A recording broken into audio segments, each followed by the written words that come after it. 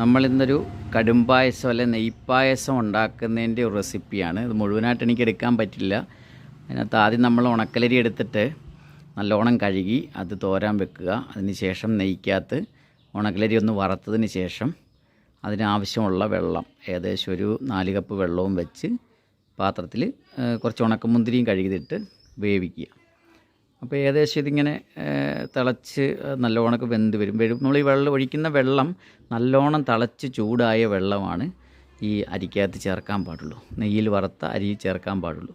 അതിനുശേഷം നമ്മൾ ഇതുപോലെ മുന്തിരി വിട്ട് ചോറൊന്ന് വേകുന്നിടം വരെ ഏകദേശം പരുവായി കഴിയുമ്പോൾ കുറച്ച് ഉപ്പിട്ട് കൊടുക്കണം. ഉപ്പും കൂടി ഇട്ട് നല്ലോണം ചോറും മുന്തിരിയും കൂടെ വെന്തെടുക്കുന്ന ഒരു പാകമാകും.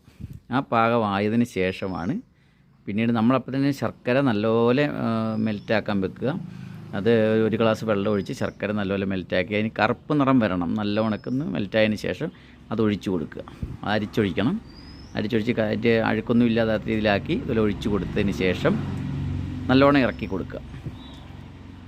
നല്ലവണ്ണം ഇളക്കിയതിന് ശേഷം അതിനകത്ത് ഇതുപോലെ ശർക്കര ബാക്കിയുണ്ടെങ്കിൽ അതുകൂടെ അതിനകത്തൊന്ന് നമ്മൾ ആക്കിയിട്ട് ഒഴിച്ചു കൊടുത്ത് നല്ലപോലെ ഇളക്കണം. ഇളക്കി ഏകദേശം അതിനകത്തെ അരിയിലെയും ആ ശർക്കരയിലെയും വെള്ളം കൂടെ ഒന്ന് വറ്റി വരുന്ന സമയത്ത് നമ്മൾ നെയ്യ് ചേർത്ത് കൊടുക്കണം. അപ്പോൾ 2 തവണയായിട്ട് ഓരോ സ്പൂൺ നെയ്യ് ഒഴിച്ച് ചേർത്ത് കൊടുക്കുക.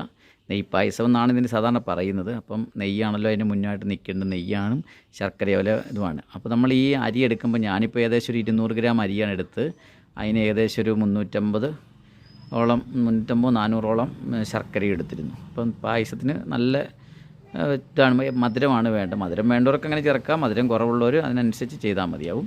നമ്മൾ ഈ ചോറ് എടുത്തിട്ടൊന്ന് നോക്കുക, കൈകൊണ്ട് ഞെക്കിയോ ഒക്കെ അല്ലെങ്കിൽ ഒന്ന് കടിച്ച് നോക്കുകയോ ചെയ്യുമ്പോൾ നമുക്ക് ഏകദേശം ഒരു 3/4 വേവായത് നമുക്ക് മനസ്സിലാവും. നമ്മൾ വറുത്ത് ചേർത്തിട്ടുള്ളതുകൊണ്ട് അരിക്ക് ഒരു കടിയൊക്കെ കിട്ടും. അപ്പോൾ അങ്ങനെയാണ് ചെയ്യേണ്ടത്.